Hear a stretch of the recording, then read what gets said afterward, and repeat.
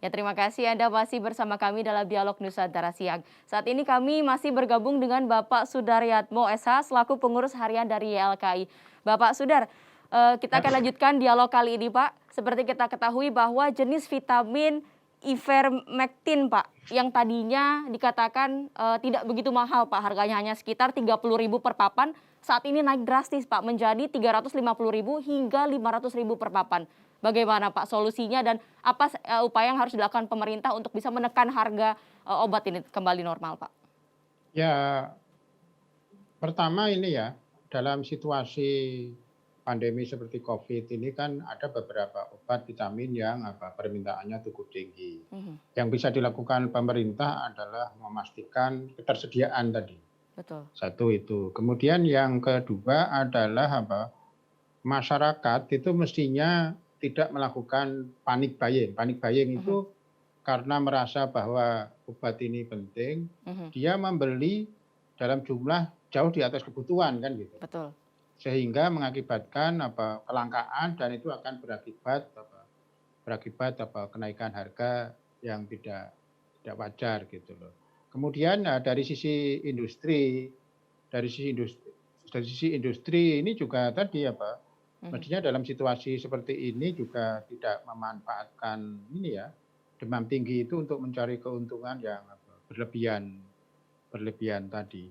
Supaya tidak ada panic buying, mhm, pemerintah itu mestinya memberikan ini ya, eee, memberikan semacam klarifikasi kepada publik terkait ketersediaan. Jadi mhm, masyarakat nggak perlu takut soal mhm, kelangkaan mhm, obat-obat tertentu tadi. Sudah barang tentu tentunya koordinasi dengan, perusahaan farmasi terkait betul. stok atau persediaan dari obat-obat yang saat ini itu sangat dibutuhkan banyak masyarakat atau konsumen. Oke, baik Pak, kan seperti kita ketahui bahwa ivermectin ini adalah buatan produk dalam negeri ya Pak. Berarti kan Betul, seharusnya kita tidak memiliki kelangkaan akan obat tersebut Pak. Namun kenapa harganya saat ini tetap naik, Pak? Kecuali memang jika impor barang tersebut kita mungkin masih bisa memaklumi bahwa, impor itu butuh waktu untuk sampai ke betul, ya, Indonesia. Tapi betul. kenapa ini buatan dalam negeri, namun harganya tetap bisa naik, Pak?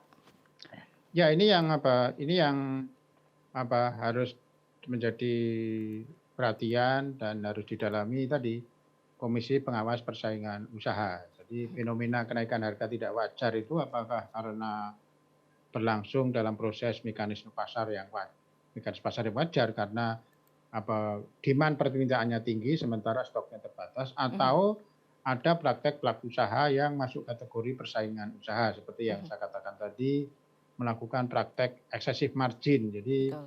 mengambil keuntungan yang Lebih, berlebihan. mhm, Berlebihan itu seperti apa? Biasanya industri itu punya ini ya, punya margin rata-rata gitu. Jadi betul. kalau katakanlah kalau margin rata-ratanya 10% ya ngambil keuntungan 10% ya wajar. Tapi kalau Mhm, harganya tadi disebutkan sampai naik berkali-kali, itu kan apa, eee eee, bisa marginnya itu jauh di atas margin industri rata-rata. Ini yang mhm, disebut sebagai kenaikan tidak wajar.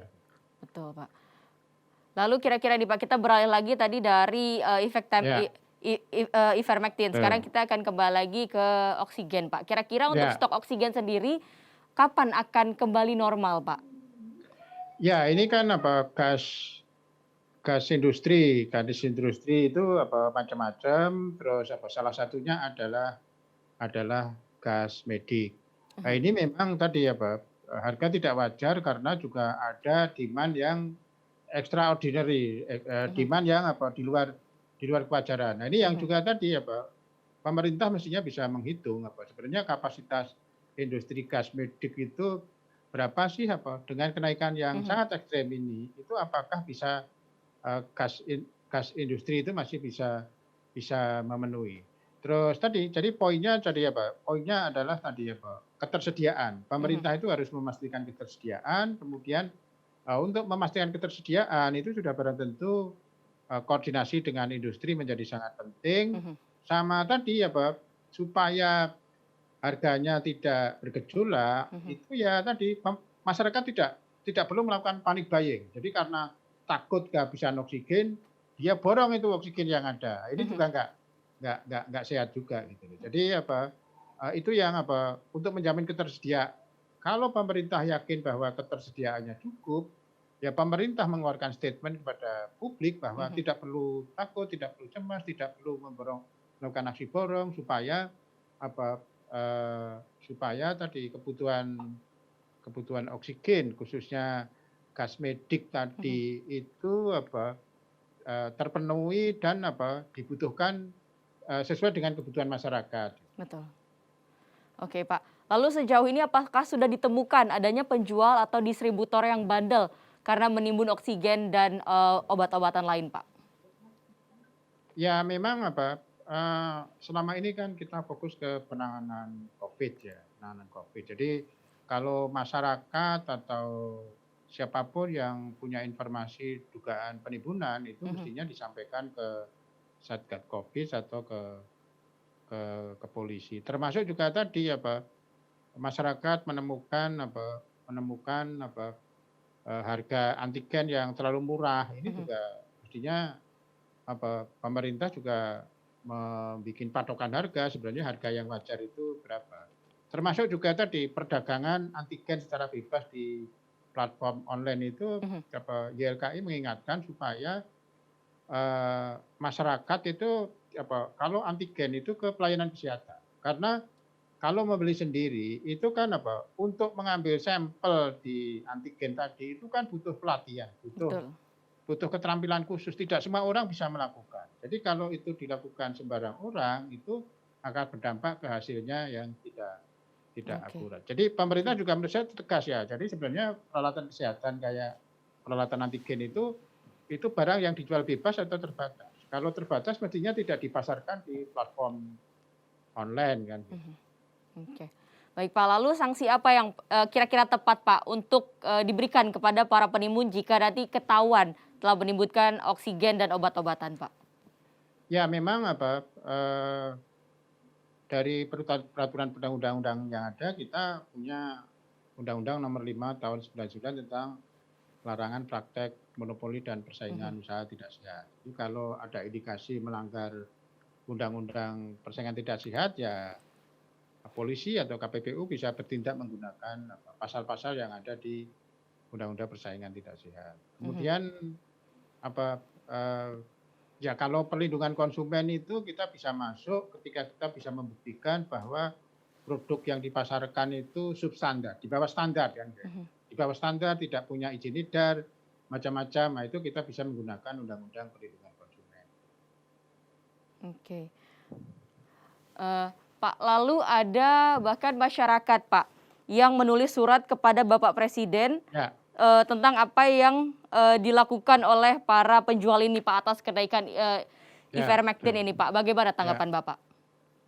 ya apa menurut saya menurut saya apa yang dilakukan masyarakat sudah benar, dia berani menyuarakan. Cuma Mhm. ya itu tadi, kalau semua ke presiden ini juga apa ya, presiden yang terlalu banyak. Jadi kalau YLKI menyarankan dalam konteks pandemi COVID, Mhm. kemudian ada kenaikan harga yang menurut konsumen tidak wajar, itu bisa melaporkan ke Satgas COVID atau ke Komisi Persaingan Usaha Tidak Sehat. Mhm. Biar nanti dua lembaga ini yang melakukan investigasi, kenapa sih harganya mahal, apakah pasokannya terbatas, demandnya tinggi, atau tadi sebenarnya pasokannya itu ada pasokannya itu kemudian permintaannya